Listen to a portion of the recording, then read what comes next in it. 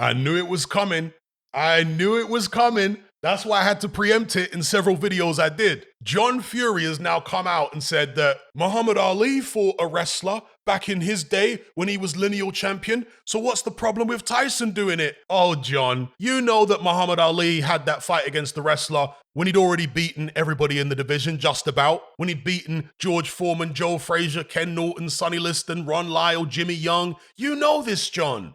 Tyson is doing it when he hasn't beaten Alexander Usyk, when he hasn't beaten all the top contenders. There's a world of difference between doing it at the end of your career when you've already cleaned out the division and you're already undisputed, and then doing it instead of taking the fights you're supposed to be taking. But John Fury's here, as usual, conning the fans. John is like some type of lying machine. He just churns out lies off a conveyor belt that is his tongue. It's unbelievable what John Fury does. So here he's saying that no one will fight the kid about his son, right? No one will fight him. Frank Warren is saying the same nonsense. He's been up on TalkSport spewing absolute sewage out of his mouth. What about Frank Sanchez? He said that he was up for the Tyson Fury fight at a moment's notice. He's not going to be expensive, so on and so forth. Why is he not fighting Frank Sanchez? Let's have a look at the WBC rankings right now. So Deontay Wilder, I don't know why he's number one in the WBC rankings, but there you go. Him, Ruiz, and AJ are apparently unavailable at the moment. Well, AJ is. He's got a fight scheduled. Number 4 is Frank Sanchez. Now, have a look at this, Mr. John Fury and Mr. Frank Warren. Frank Sanchez to Tyson Fury. Shut up and defend your title. I'm ready at a moment's notice. May 24th, 2023. He gave you plenty of notice to make that fight. The number 4 ranked contender in the world, unbeaten Frank Sanchez. You could have had a voluntary defense against him, but instead you're fighting someone who's never had a boxing match before. Are you trying to tell me that fighting Francis Ngannou is more dangerous and more credible than fighting Frank Sanchez? You're having a laugh. Not only Frank Sanchez, but Ben Shalom put his heavyweight forward, Martin Bakole, to fight Tyson Fury last month, June 19th. Could have fought Martin Bakole instead. And both of these guys, Martin Bakole and Frank Sanchez, would make mincemeat of Francis Ngannou in a boxing ring. Furthermore, there's also Arslanbek Makhmudov, number 5. He's in between Frank Sanchez and Martin Bakole. He just fought. He'd be ready by October, surely. So all you have to do is go down in the rankings beneath the people that are not available, and you quickly find people who are available to fight. So when anyone in Team Fury says that there's no one for Tyson Fury to fight, I mean, John Fury's gaslighting is incredible in this interview. He's saying that, look, so what should Tyson do? Sit on his arms to please the public? No. You're gaslighting, John. No one's saying that Tyson Fury should sit on his arms. We're saying the opposite. We're saying he should fight the highest ranked available contenders. And I've just pointed out who those guys are. So don't try and con the fans. We know what's going on. Furthermore, have a look at this, guys, right? I've shown this article before. January 2023. Look at this TalkSport article. UFC champion Francis Ngannou is a bigger threat to Tyson Fury than Alexander Usyk, says John Fury. Now, why would John Fury, back in January this year, when the negotiations were ongoing between Usyk and Fury, why would John Fury come out and randomly say Ngannou is more of a threat than Usyk is? They were laying the groundwork for this Ngannou fight right from the very start, and they had no intention of going through with the Usyk fight. That's why he was saying this back in January when they were apparently negotiating they were negotiating, but one side, obviously Team Fury, had no intention of the negotiations going anywhere. It's not rocket science. Man was laying the groundwork for this nonsense that we're seeing right now. And I think during the summertime, they're looking for somebody in the Middle East to put the fight on, trying to get the money together, but also there may have been an element of allowing the smoke to clear, allowing the outrage that he didn't fight Usyk to disperse before going ahead with fighting Ngannou. But the outrage hasn't dispersed. It's only intensified. So they've had to go ahead and do the fight anyway. And now they're in propaganda overdrive, just lying and lying and lying and lying. Frank Warren, he's going to give himself an aneurysm the amount of times he's up in the TalkSport studio now on damage limitation. It's just unbelievable with these guys. And some of these guys on TalkSport, they might be well-intentioned, but they don't have the boxing knowledge to actually retort what Frank Warren is saying. Oh, there's nobody to fight. Just bring up the WBC rankings and name the people I just showed you. Frank Sanchez, Arslanbek Makhmudov, Martin Bakole. They are 2 guys who have publicly stated that they'll be available to fight Tyson Fury, and the other one, Makhmudov, you can make inquiries. So again, anyone trying to say there's no one for Tyson Fury to fight is lying. And Frank Warren and John Fury have also been saying that Tyson Fury is the best of his generation. How has he proved that? You at least have to become undisputed before you can start talking about best of his generation. There are so many people that Tyson Fury hasn't fought. Never fought Andy Ruiz, never fought AJ, never fought Frank Sanchez, never fought Makhmudov, never fought Bacoli, never fought Jared Anderson, never fought Joe Joyce. Well, forget about Joe Parker, he's not going to fight him.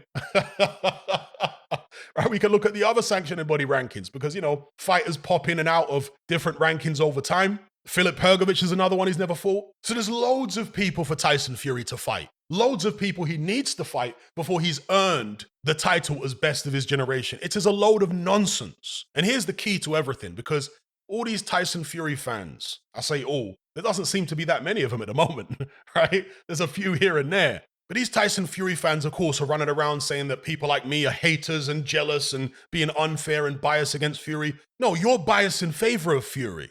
I'm a boxing fan that wants to see the best fight the best, that wants to see an undisputed champion at heavyweight. How are we supposed to get an undisputed champion at heavyweight unless we put pressure on the person or the team who are preventing it? Team Fury, they're preventing undisputed. So we have to put pressure on them. And we don't let up. We don't take our foot off their neck until we get the fight that we want. That's how it works. That's what you do when you're a real boxing fan. There is no fight more important in the heavyweight division, not even close to being as important as Alexander Usyk versus Tyson Fury. That is the absolute number one priority. Tyson Fury ducked it twice. Ducked it in early 2022, ducked it in 2023. By the time Tyson Fury steps in the ring against Ngannou, it will be going on 2 years of ducking Alexander Usyk. 2 years. Unbelievable. Right? And that's because, as I say, Tyson Fury has been given carte blanche for too long. Getting all these accolades and all this praise, being told he's the greatest of his generation and the greatest of all time. If you tell Tyson Fury all that when he hasn't cleaned out the division, when he hasn't unified with Usyk, he has no incentive to actually do any of that because you're giving him the crown before he's earned it. You see how that works? So we as boxing fans must pressure these people. And it's working because that's why they're scrambling around constantly up on TalkSport, on a propaganda offensive. It's working. Keep the pressure up.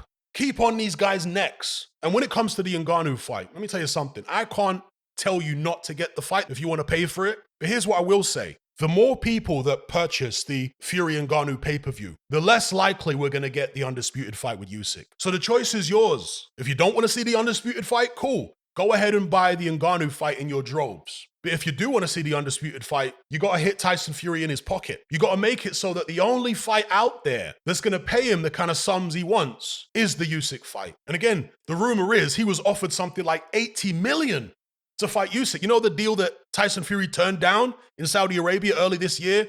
Usyk accepted a deal in Saudi. Tyson Fury turned a deal in Saudi down. He was reportedly offered something like $80 million. Can you imagine turning that down and then saying, oh no, let's do the fight at Wembley? What, where you're going to make way less money? Yeah, that makes loads of sense, doesn't it? Tyson Fury never intended to fight Alexander Usyk at all. If he did, he would have taken the most money, the 80 million or whatever, and fought him in Saudi. Usyk accepted the fight out there. Moving the fight to Wembley was Tyson Fury's way of trying to shake Usyk off, thinking that Usyk would say, this is outrageous. You're making me accept a massive pay cut by not accepting the fight in Saudi and then doing it in London instead. What's all that about? And to add insult to injury, Tyson Fury said, oh yeah, not only are you getting a massive pay cut, but you're only getting 30% of the split too.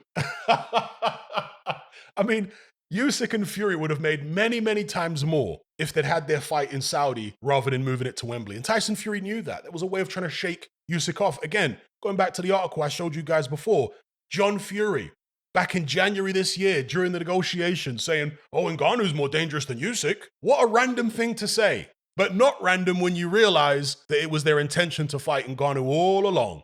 That's what this was all about. So you guys make a decision. What kind of boxing fan are you? Are you the kind of boxing fan that's just a fanboy and wants to let Team Fury do what they want, call themselves the best of the generation, greatest of all time, without fighting the people necessary to prove that? Or are you the kind of boxing fan that says, no, I want to see champions prove themselves. I want to see fighters who call themselves the greatest of all time, at a bare minimum, do the things that Muhammad Ali did, cleaned out the division. He was undisputed. There was 2 belts at the time, WBA, WBC. Muhammad Ali had something like, 25, 26 world title fights? How many world title fights has Tyson Fury had? It's not even 10. There's loads of people for him to fight. Then the number one priority, of course, is Usyk. Frank Warren's out here said, oh, well, Usyk's not available. He's fighting Daniel Dubois. Yeah, that's because you deliberately, your team, whoever it was, whether it was Tyson that was responsible for it or the whole team, a collective decision, somebody in there, I'm going to say Tyson, decided, no, we're not going to have this Usyk fight. We're going to draw out the negotiations until he's forced to fight one of his mandatories and therefore has to break it off. And yet Frank Warren's sitting there barefaced saying, oh, Usyk's got to fight Dubois, so there's no one around for Tyson to fight. He could have fought Usyk, Frank. You know this. The mandatory got called, and that's suiting you down to the ground, isn't it, Frank? Because two of Usyk's mandatories are your fighters. Daniel Dubois and the winner of Joyce Zhang. Joyce and Zhang are both with Frank Warren. The lies are just unbelievable with this team. John Fury is the worst. I mean, he just... John Fury and the Truth are not even on nodding terms. Moral of the story, what kind of boxing fan are you? Do you want the undisputed fight, yes or no? How else do you think we're going to get it, other than putting pressure like this on Tyson Fury? Give me a better solution. I'm saying there isn't one, but hey, I'm open to suggestions. You hit these guys in the pocket, you call them out on their BS, eventually they're going to be forced into a corner and say, okay, we got to take this fight. There's no other way to go. That's the idea. That's what I'm trying to do. Let me know what you guys think. Are you sick and tired of the mainstream mindset? Does the dogmatic conformity and pathological ignorance have you tearing your hair out in frustration? Then don't be alone. Come and join our brotherhood on Patreon.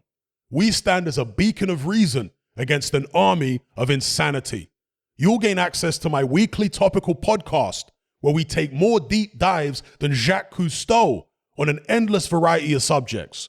There's also videos, interviews, live Q&As, as well as a vast back catalogue of previous episodes, including my popular Confessions of a Nightclub Bouncer series. You can listen via the Patreon app or download in high-quality MP3. Connect with myself and hundreds of other members in our Element chat group. There's no contract, no commitment, you can cancel at any time, and it's cheaper than a Mickey D's McMuffin. Just head to my Patreon page via the link below this video and select the tier called the Brotherhood of Reason. I'll see you over there.